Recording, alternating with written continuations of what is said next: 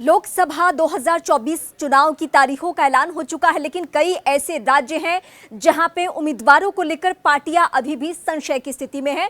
Seat sharing की स्थिति सुलझ नहीं रही है। जहां जहां महागठबंधन या गठबंधन की स्थिति है, चाहे वो एनडीए का खेमा हो या फिर महागठबंधन हो।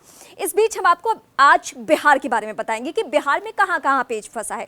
बहुत कोशिशों के बाद और दिल्ली से लेकर पटना तक की कई लेयर्स की बैठक में एनडीए ने अपना टिकट फाइनल कर लिया है। कौन उम्मीदवार होंगे, कौन चेहरे होंगे, किस पार्टी को, किस सहयोगी दल को कितने सीटें दी जा रही है, ये सब कुछ तय हो चुका है।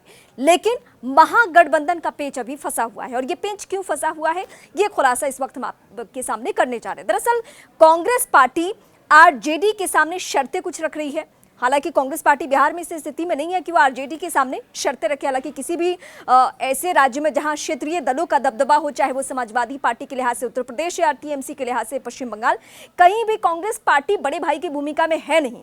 वहां पे उसको ही क्षेत्रीय पार्टियों की सारी शर्तें माननी पड़ती है। लेकिन बिहार में स्थिति क्या है? बिहार में कांग्रेस पार्टी को तकरीबन 11 सीटें चाहिए और ऐसी स्थिति नहीं बन रही है।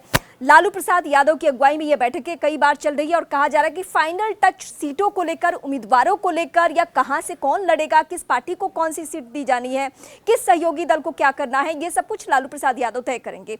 और यही वजह है कि मामला और भी ज्यादा पेचीदा इसलिए होता जा रहा है क्योंकि आरजेडी की तरफ से दावा यह किया जा रहा है, आरजेडी के लिहाज से जो इंटरनल सोर्सेज हमारे हैं वो ये कह रहे हैं कि आरजेडी किसी भी सूरत में 11 सीटें तो कांग्रेस पार्टी को नहीं देने जा रही है। अब उसमें कुछ हाई प्रोफाइल सीटें हैं जिसको लेकर भी पेच फंस रहा है। कांग्रेस पार्टी का कहना है कि बेगूसराय से आप कन्हैया कुमार के लिए बेगूसराय सीट हर हाल में कांग्रेस पार्टी को दे दीजिए।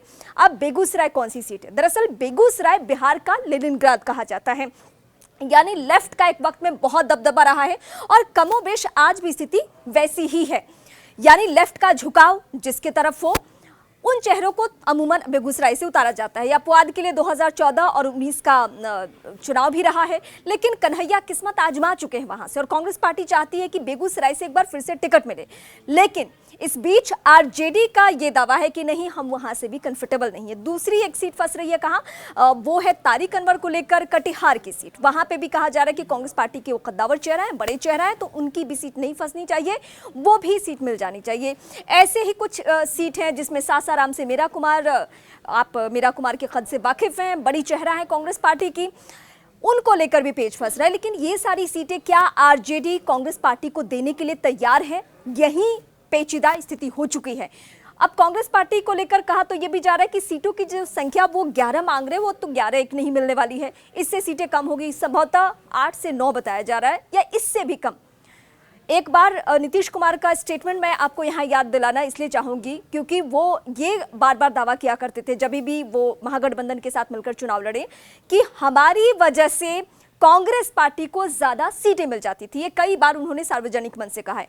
आज की तारीख में कांग्रेस पार्टी में, बिहार कांग्रेस में कोई ऐसा चेहरा नहीं है जो आरजेडी पे प्रेशर बना सके। जो कुछ तय होगा वो दिल्ली से तय होगा। अगर राहुल गांधी हस्तक्षेप करते हैं, मल्लिकार्जुन खड़गे हस्तक्षेप करते हैं, लेकिन इसके बावजूद भी स्थिति क्या बनने वाली है? क्या आरजेडी उन सीटों पर जहां उसके चेहरे जनाधार वाले हैं या जहां उसके चेहरे ऐसे हैं जिसको एमवाई समीकरण में वो चेहरा फिट बैठता है, क्या वो कांग्रेस पार्टी के साथ समझौता करने की स्थिति में है आरजेडी?